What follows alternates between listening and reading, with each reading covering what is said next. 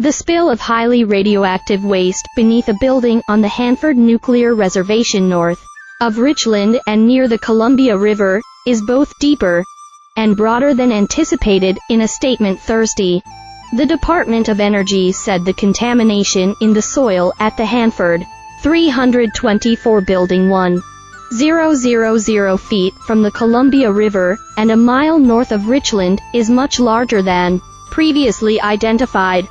Now the Department of Energy is rethinking the cleanup plan for the spill discovered 13 years ago, with work crews making preparations for the excavation of the radioactive material over the past 6 years. The spill of cesium and strontium in the soil beneath the 324 building is so radioactively hot that it would be lethal to a worker on direct contact within 2 minutes. DOE has said previously radioactivity in the contaminated soil has been measured at 8,900 rad per hour.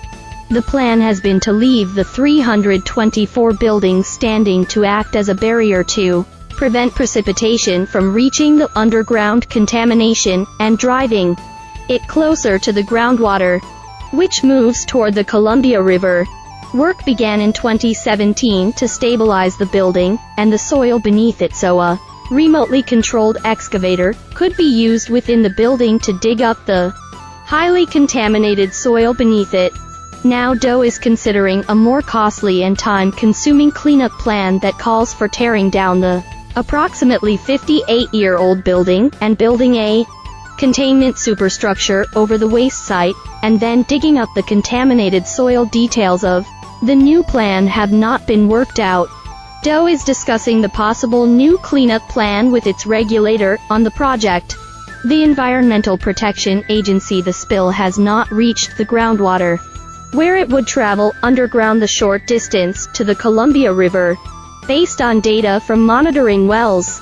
DOE said Thursday 324 building used for research. The building at the south edge of the 580-square-mile Hanford Nuclear Reservation in eastern Washington is in the Site S-300 area, where uranium fuel was fabricated for Hanford reactors that produced plutonium for the nation's nuclear weapons program from World War II through the Cold War. The Hanford 300 area also was used for research, and the 102,000 square foot 324 building was used for research and other projects with highly radioactive material from 1966 to 1996. It was scheduled to be demolished by a legal deadline of September 2015. But as preparations were being made for demolition, in 2010 the spill beneath the building was discovered. In the 1980s, one of the building's 6 hot cells was being used to prepare concentrated radioactive cesium and strontium from Hanford plutonium production waste for Germany to use for testing of a repository for radioactive waste. Hanford workers stood outside the hot cell and used controls to operate manipulators within the 30-foot-tall hot cell with 5-foot-thick walls as they watched through leaded glass windows. At the time of the work for Germany, the stainless steel liner on the floor of the hot cell was damaged, allowing the concentrated high-level waste to leak into the soil beneath the building. The bottom of the cell is about 40 feet above groundwater. DOE planned to call the hot cell back into service to mount an excavator arm within it. The floor of the hot cell would be cut away with a remotely operated saw, and then the excavator would bring out the contaminated soil through the hot cell. Using the hot cell was planned to would shield Hanford workers on the project from the radiation in the waste. Excavating contaminated soil with the building standing required 13 structural supports, called micropiles, to be installed in the soil beneath the building to stabilize its foundation. Radioactive spill discovered after that was completed in the fall of 2022. The next step for DOE contractor Central Plateau Cleanup Co. was to install underground horizontal supports into the soil outside the footprint of the building by injecting concrete like grout into the soil to form blocks. The intent was to help prevent the sloughing of soil during excavation of contamination. As that work began, contaminated soil was discovered in a wider area beneath the building, where it was not expected. DOE paused work in April, and Pacific Northwest National Laboratory, the DOE National Laboratory in Richland, was called upon to help Hanford officials understand the extent of the underground contamination.